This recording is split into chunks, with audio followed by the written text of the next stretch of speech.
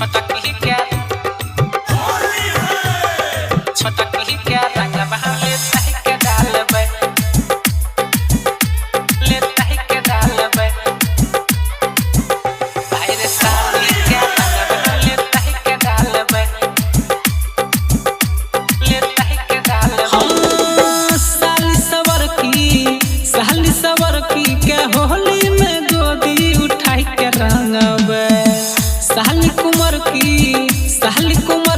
के होली में गोदी उठाई के रंगबे भाई रे छटक ही के रंग बहाले तही के डालबे भाई रे छटक ही के रंग बहाले तही के डालबे ले तही के डालबे छटक ही के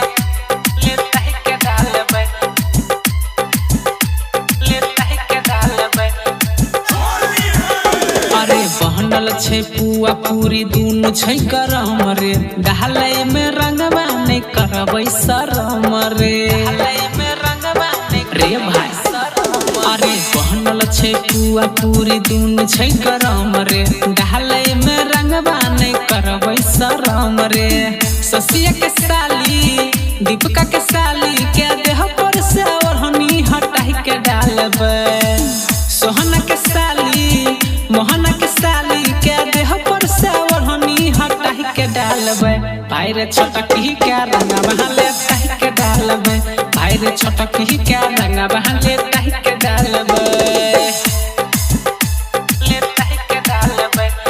साली के ले तही के डालबे ले तही के डालबे अरे साली के रंगवा लगैबे लाल पीला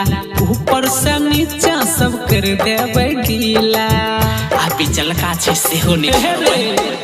अरे साली के रंगवा लगैबे लाल पीला ऊपर से नीचा सब कर देबे गीला पवन पुरवैया जे कहै कि हम पहुँची आई के डालबे रोशन दीवाना